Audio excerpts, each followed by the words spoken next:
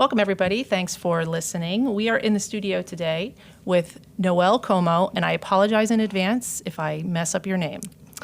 You are a senior planner in the Planning and Zoning Department, and we're also here with Richard Toro, the Chief of Police here in Port St. Lucie. Welcome, you guys. Thank you. Thanks for having us. We're here to talk about bike safety Yes. and PSL Bike Safety Month. So, Florida Bicycle Month was in March, and National Bicycle Month is in May. Correct. So, PSL Bike Safety Month, just like a tight-fitting cycling jersey, is nestled right in between both months. And Mayor Martin will be proclaiming April as PSL Bike Safety Month in just a few short weeks. Yes. So that's what we're here to talk about today.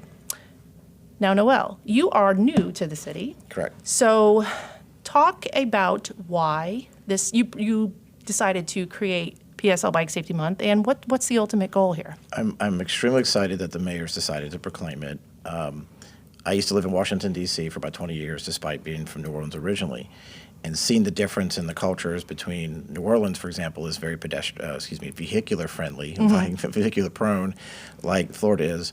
And I've been around Florida for many years off and on, but then living in Washington, D.C., in two different places, that one of them had great bicycle connectivity and one didn't. Of course, you have other countries like Europe and such, and I've lived over there, such that people do commute by bicycle to work, which is great. Coming here, and I think Port St. Lucie is a fantastic city. I love my job, and one of the reasons I joke about is I love it because I get to go bicycle riding sometimes for my job. But I also, unfortunately, have heard about a few of the incidents, and it's not so much that it's a negative on the city as much as it's helping drivers and bicyclists understand to respect each other on the road. Perfect. Now, we all know there's about 240,000 residents in Port St. Lucie, and we're growing. And the city has been working hard to implement strategies to manage that growth and smartly address like future challenges that could come with more people and more development. Now, we've also heard from residents that they want new ways to navigate the city, move about the city other than a car.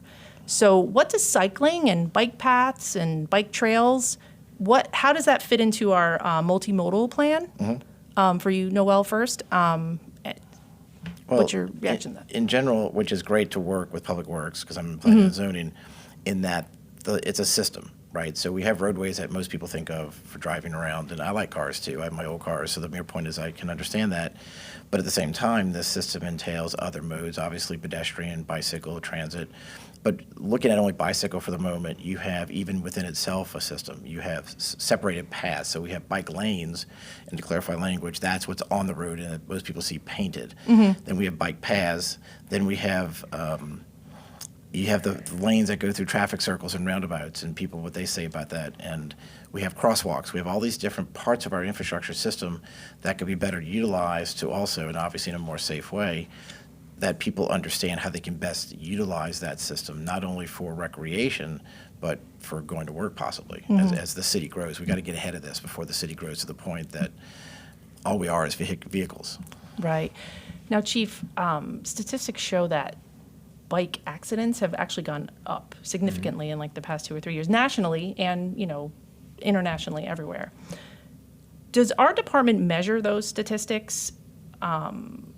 And if they do, is there a way to find out like what's the number one reason for like a bike accident per se? So we do measure all different types of data. I mean, every single day we measure crime statistics, burglaries, theft. We'll measure your height when you walk in the back door to see if you've grown at all. But no, we're very data driven, and I'm very proud of that because we try to put our resources to where we're having our problems, but also looking at any type of trend. So last year, we had about 51 bicycle accidents. That was up from 28 the year before in 2022. Okay. That's a 54% increase. Yeah. So we got to start looking at the reasons why. Why are we having those types of accidents? We've had a lot of growth in the city. I've been here 25 years. It's gone from about 75,000 to the current 240,000. Unbelievable. People. But I think people are traveling differently now. People are exercising differently now. So there's a lot of reasons why you could see more bicycles out on the roadway. But none of the drivers in the crashes, there was any type of contributing cause. A lot of it comes down to failure to yield right away. I don't think sometimes drivers look at bicycles as vehicles, even though they're supposed to follow the same exact laws and you're supposed to yield to a bicycle. A lot of people don't know that too, Right. cyclists even, Yes. A lot of bicyclists also ride on sidewalks, which they're not supposed to be on the roadway. Right. So, pedestrians have the right of way on the sidewalks. Even though, we allow it. We're going to use common sense approach Sure. to enforcement. But the main thing is we're going to see more and more bikes out on the roadways. And by the way, too, I think another reason you're seeing a lot of more bikes on the roadways is car insurance. I got a renewal the other day, and Safe Drivers, $700 a month. And that's a lot of money. So I had to shop around, get my rates lower like everybody has to. But I could see, people that are, with inflation, everyone trying to get by right now, it's different means of transportation, a lot cheaper to ride a bicycle, especially if you're living in the area where, you work. So. Right. Just thought of this question. Do you Sure. bike to work? No, Noel? I'm too far. You're too far? I'm too far. But would you if you lived closer? Yes. Yeah. Without a doubt. Okay. The one that's always impressed me is a colleague of mine in the planning. Yeah. Used to live in Orlando, and he's been around the American Planning Association for years. But given that he lived in Florida, he lives still in Florida, but he was in Orlando, and how hot it can be, he would ride to work no matter what. Another person who was recently several of us from the city were sent to the Safe Streets Summit in Miami. One of the guest speakers was Jim Sebastian from the District Department of Transportation. He's retired now, but a consultant. The reason he was included is because he helped institute the bike lanes in Washington, D.C. throughout the district itself, and still commutes himself all the way from Tacoma Park, which is technically Maryland, right? Yeah, at the tip of it. So I'm always impressed with people who do that, that they don't just talk it, but they walk it, as they say. Bike or Yeah. cycle Bike the it. road. Bike it, yeah. So PD last year, they participated in, I'm going to have to get this right here, FDOT's High Visibility Enforcement Program to educate motorists, bicyclists, pedestrians, everyone about Florida traffic laws. Now, that also, you actually added more patrols to certain high volume areas, right, where there were maybe more accidents. Why did you participate? Why did you join? It's kind of obvious. But also, have you seen results from it? Yeah, so we joined because we're always focused on continuous improvements. And, last year we wrote 43,000 citations and warnings in response to our residents' concerns of traffic safety. I mean, that is the number one concern our residents have. Is that high? Is that compared, maybe to our population? Or? I think it's very high. I mean, you have every officer in the department within patrol averaging about 22 citations or warnings a month. I mean, it's pretty impressive almost what one a they're day, able to do. So they do a great job, and everyone takes the ownership of traffic enforcement on the part. It's not just the traffic team that gets saddled with it. So, we had a couple locations that were identified based on our statistics. We didn't identify the locations, the state did, and they said, look, you've had some locations here with more incapacitating type injuries and or fatalities, and these are the areas. If you want, we're going to give you some money. You can focus some efforts over there. So, like all the overtime costs, the department gets totally reimbursed for that time and effort. Oh, awesome. Yeah. And have we gotten good results from that? In a couple of locations we've had. Good. Absolutely. We try to compare ourselves to like our sister city in Cape Coral. Cape Coral, yeah. We talked about this at the retreat. We had 5,700 crashes last year, where they had 6,700 crashes, and they're 20,000 people less than us, 20 to 30,000 less than we are. They have double the fatalities that we've had. We have 10. They have about 20. And even one's too many, though. I mean, so you could sit here and brag that you're 10 lower, but that's still 10 fatalities. Someone's dead. Yeah. The majority of our fatalities, though, have really lately been motorcycle crashes. And we really got to get the word out about motorcycle safety, in addition to bike safety and things like that. But, wearing your helmet, obeying the speed limits, a lot of these have speed factors to do with it. So, it's something we want to participate in, because if we can get better in any certain area, that's what we want to do. Yeah. Are there any resources available to cyclists, residents, anyone, either within the department or maybe with the county, that people can learn more about bike safety? Sure. There's a couple websites, actually. The cool. Florida Department of Transportation, which is FDOT.gov, or FloridaHealth.gov has a lot of program information about the health bicycle department. safety. Yes. Awesome. Great. I Yes. want to put those in the show notes for everybody. Do you have any tips for your fellow cyclists out there? I mean, everybody, we're sitting here with a bike helmet. Obviously, wear a bike helmet. But what other things that people might not know? Well, I think the bike helmet speaks to the number of head injuries. People don't always, they take that for granted. They think, well, my head's up here and here's the pavement down here. In contrast, the same, of course, goes for motorcyclists. Without a doubt, it's be seen. So a lot of people are more timid, and therefore they'll be, cautious. They're kind of leaning over on the edge of the bike lane, in contrast to be seen. And that also includes what you're wearing. So, for example, this shirt underneath that I'll wear is bright blue. There are also class 2 and 3 high vis, FDOT rated. Like yellows and oranges Exactly. and stuff? Okay. So you want to be seen. You don't want to go out looking cool and wearing black, right? And you're on a bicycle. You want to be out there. Purposely, I like having the blue or red helmets or something like that you're being noticed for the most part. Lights on the bicycles. The city of Port St. Lucie, ourselves, with doing events and handing out swag, as you call it, educational materials. But we also have, and the PD has little lights that you can put on your bike that are so easy. It takes seconds to put on.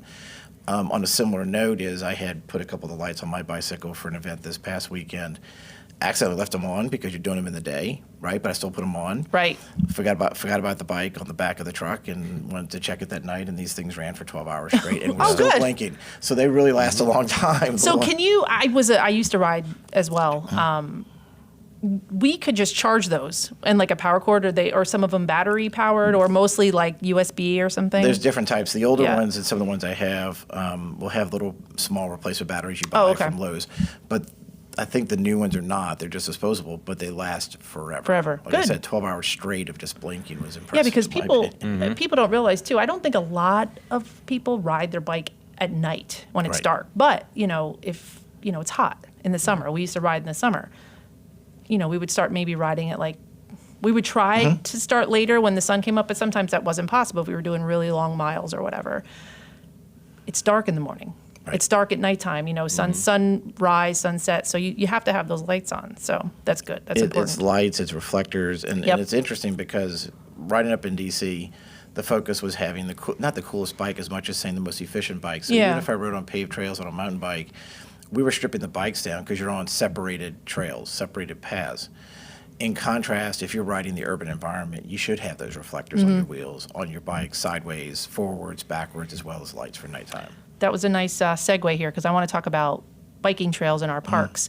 Now, I love Wood Stork Trail. McCarty Ranch has some bike trails that are, not within the city. They're actually in a park. Yep. Have you tried any of those trails out, and do you have a favorite? The only one I've tried, so it would be my favorite, would be Wilderness Trail.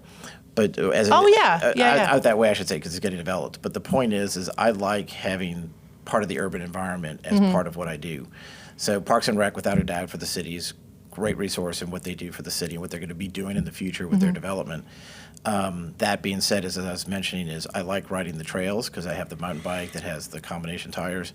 But it's also the fact you're getting off trail, if it is using the sidewalk, if you have to, or if there is a 10-foot or 12-foot wide AASHTO rated path, that you are riding, but you also get to go stop and get ice cream and things like that. So, nice. Plus, it's not always good for the ride back. Take with the a cream. break. Yeah. But it's the fact that you're also, in my opinion, because of a lot of my background is focusing and helping the economic development of your region. So you have that combination factor. So families can go for rides, right?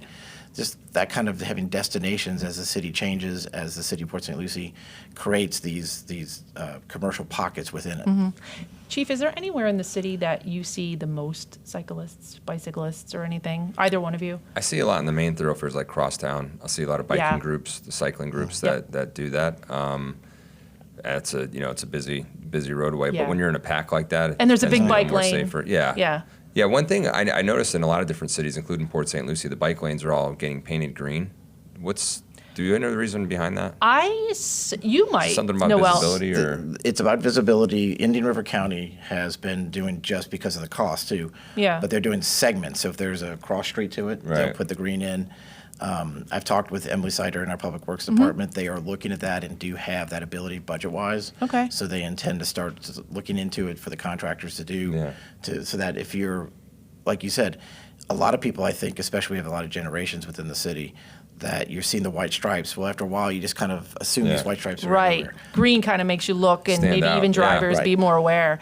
I saw green bike lanes in New Jersey when I was visiting a few years ago. I never rode my bike up there. I just always did it in Florida. But no, I think that's a great idea because drivers, cyclists, they get used to those white lanes, that big white bike lane. And people have to understand how much time it takes, but I say that because you don't just go do it tomorrow because you have specs for those paints, right? And plus, we don't want to go put in a gloss paint, and much as it sounds great, then somebody's going to fall, trip, slip, whatever you call it. Yeah. Right, so we want to in Public Works wants to make sure they're using the right products.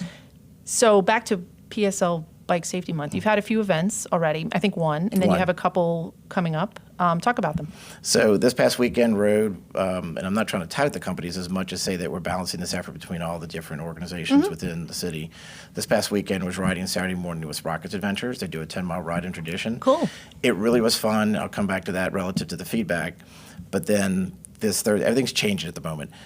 This Thursday, I'll probably go join CycleWorks. On Thursday, they do their after work ride, so to speak, for ice cream. But most importantly, besides the feedback I was going to mention in a minute, is CycleWorks says the reason they do that ride is they're using the bike paths, not lanes, but paths, and helping teach people about crosswalks. That's what's interesting. Going back to What are they teaching about crosswalks? apparently they're just teaching people how to use them. But part of that, for example, is if you're going down and let's say the wrong way. So if you're on a street on a bike in Florida, you're supposed to be going with traffic. Correct. The same direction. People we understand, and as Chief knows, is they're going the wrong way maybe.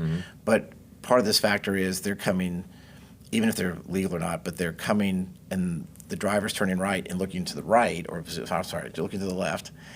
But then the bicycle's coming from the right. Yeah. And so that's what I'm getting at in terms of helping people understand what they need to be aware of. So are they helping the cyclists or anybody who go, like drivers? Because that is confusing. Like I always wait for a biker or a cyclist. If there's people behind me, I still wait because I don't know where they're going to go. So Well, it's teaching the cyclists. It's in this case with CycleWorks, it's teaching the cyclist because you have a stop bar and then you have a crosswalk beyond that. And a lot of people, and admittedly, you might have a sightline issue down the corridor from bushes or something. Going back to the ride from Saturday morning, I really got the sense you had a lot of people were excited to hear that the city's taking an interest in this now. Cool. And part of that feedback was, well, we have bike lanes that suddenly end at the roundabout. You know, where do we go for protection at that point? Or the fact that the driver doesn't understand. So you have a combination of factors without going down this road yet, as much as simply saying for the moment that you have the bicyclist who needs to be aware in that environment, besides the driver has to be aware Right. in the same environment. Right. And could you maybe answer that? Because if a bike lane ends at a roundabout, say, the cyclist should be riding in the road like a car, correct? Absolutely. But maybe a lot of people don't know that. New cyclists, or drivers especially, I think they just think people need to be in the bike lane. Yeah, it's not just bicyclists that don't understand how to use roundabouts. It's drivers. True. We have several videos on our website about that. A yield sign is not a stop sign. Yes, correct. You know, but anyway, we won't go into that. We're focused on bike safety. We'll talk about that next month. But anyway, yeah, they just have to enter the roundabout safely and continue on their path. And I mean, it seems obvious, but just drivers, pedestrians, cyclists just need to be aware. Everybody needs to do their part. Yes. And that's the biggest thing. It's shared roadways. I see a lot of people, Port St. Lucie Boulevard's a busy roadway. You have 50,000 cars each way per day at some locations. People don't use the crosswalks. It's very dangerous. They're just running across the streets. And we've had a lot of pedestrians get hit and unfortunately some fatalities as well. Because drivers are not looking for you at that point to be jumping out of a median, running across, and you might not see the car coming. So we've had that before. But bicycle safety, you have distracted driving constantly. Yeah. One of the things I get asked about all the time are, there's new technology where cars basically stop themselves or they drive themselves now. You even see commercials where the families all just clapping, singing. Yeah. And people ask me, how do you feel about cars that drive themselves? And I'm like, well, where have you been for 15 years? The cars have been driving themselves for years because people are on their phones or doing all things they're not supposed to do. So I think it's great technology. All for it. Yeah, and I think AI in the future is going to play a big part in roadway safety. I envision a time, I'm not saying this today, but 20 years from now, you won't even be able to exceed the speed limit in your car. I think it'll just be controlled, by computer, and we'll be zipping around like the Jetsons by then. But we'll see if anybody remembers who the Up in the Jetsons sky, I do. I think actually we probably all three of us do. So, wow, but showing I know, our right? age here. It's okay. It's okay. So, Safety Fest is coming up. Yes. April 27th. Yeah, both of y'all will be there. Yes. Talk about what you're going to be telling residents, and you too, Chief. So I'll jump in first only because I'm excited to say that the police department is including this in their operational plan because they're lead on this, right? And they have a lot of events that Chief will mention in a minute.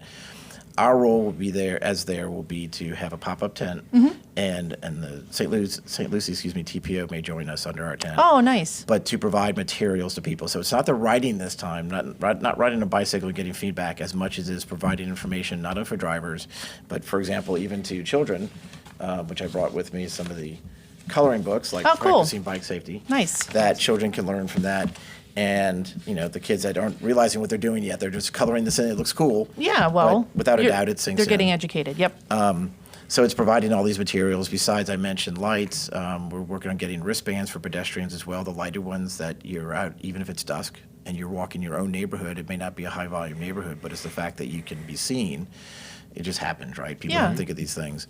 It's merely providing the necessary information to people to help them understand that, and they already know that the city is growing in the way it is, and they feel the pressures.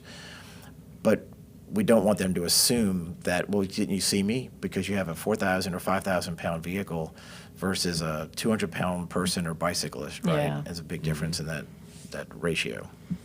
I'm excited, and I know this is a huge event for Yeah. our police department. You guys love it. We were just talking about going Facebook Live. Yes. Yeah. Master Sergeant Mercedes over Yeah. there.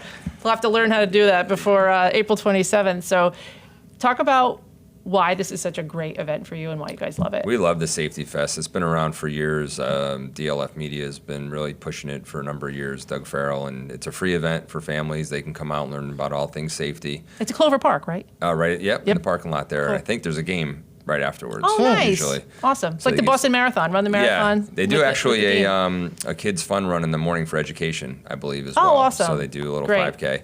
But we're going to have the SWAT team out there, Marine Patrol, our traffic unit, everything. K9? Yeah, K9 will be there. We know, I do wanna see that demos. Yeah, we do demonstrations. The fire department will be out there, the sheriff's office. So everybody's there. It's a great community event. Like I said, it's free. There's food trucks, bounce houses, all kinds of things to do, and it's beautiful weather. And what's the right now. goal? Goal is just educate people on safety and community engagement. It lets us, have a fun day with the community.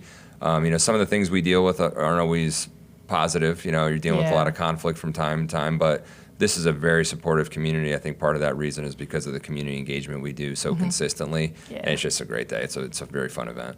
You guys are awesome. Yeah. Now, are there any last minute tips that you guys want to give to cyclists, motorists, anyone? Big takeaway from today's podcast. I would definitely say be aware. So don't assume. Be patient, I guess, is one way to put it. And that goes for both the driver and the bicyclist. You get to the crosswalk, be patient. Public Works and traffic, better say traffic operations, is, as I understand, going around the city and looking at all the signals and getting everything to make sure they work. For the driver, be patient also, and be respectful is the other quick Yeah. tip for both parties, right? And the last quick thing is, if you are, as Chief mentioned, if you are a bicyclist on the road, you're required and should be using signals of some sort. Indicate what you're doing. Don't just, I'm going to go ride and they should see me coming. I'm in a bright color. I'm also a motorcyclist, so the point is when I ride, I will not only use my signal, I will, from learning from friends, is put my arms out, yeah. Yep. To indicate That's my a good direction. idea. What about you, Chief? Anything?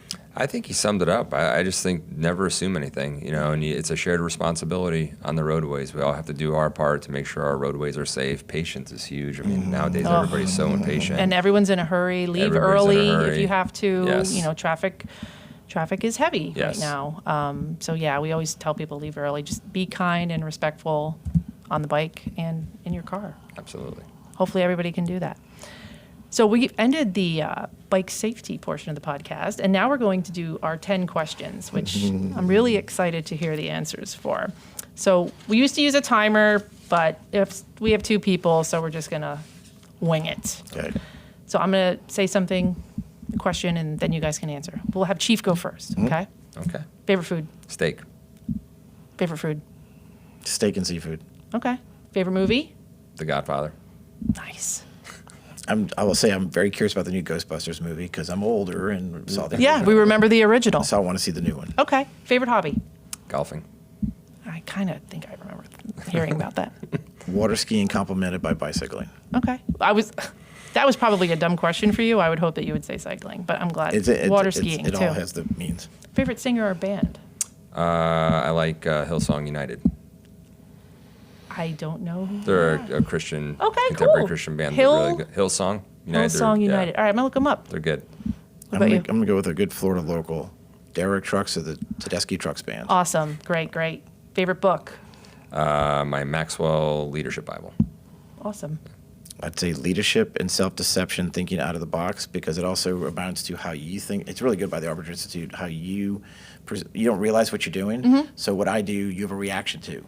And it's being much more aware of your reaction, which then applies also kind of going into the bicyclist driver thing. It really does make you think of, literally, you're thinking out of the box for yourself. Take yourself out of this box. Sounds like reading material for everyone. That's good. Favorite holiday? Thanksgiving.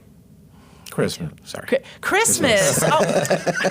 Why, Noel, is your favorite holiday Christmas? Well, it was originally the name, and I've always gotten into it, but I mentioned water skiing, that Santa Claus has been water skiing into Washington, D.C. now on Christmas Eve. Wow. I hear that's you. I used to run the Okay. show, and I'm happy to say the tradition still continues simply for the community, and I think this year is the 38th or 39th year coming up, consecutive year. Awesome. And I also want to make note that I did not call you Noel the entire Yeah, podcast. good job. Yeah. Noel. Favorite place to visit? The golf course. Okay. How about you, Any Noel? course. There's so many choices. So, like the water, anything on the water. Okay. But I will also say, having been to what they used to call Revolution, is now called Impact, and I've done bicycle tours on these at this conference or event. Portland, Oregon was fantastic. San Oh, it's Francisco, beautiful. going through the Presidio, the old Presidio, and overseeing, and these are all on bicycle tours. Absolutely was fun. Awesome. Favorite ice cream flavor? Reese's Peanut Butter Cup. Wow, I would not have guessed that. Yeah. Noel? I'm going to go with the Oreo, the Blizzard. Yeah, Okay, it's got to cool. be a Blizzard. Yeah. Yeah, Yeah, absolutely. it's Blizzard. In a blizzard. Favorite Yeah. TV show? Seinfeld. I thought you were going to say The Sopranos. No. You said The Godfather. I'm going to say Parish, the new show that I forget what. Oh, yeah. It looks interesting. It's in New Orleans where I'm from. So Okay, it well, looks there you interesting. go. Last question. Favorite color? Blue. Silver and blue. Okay, nice. Yeah. Chief?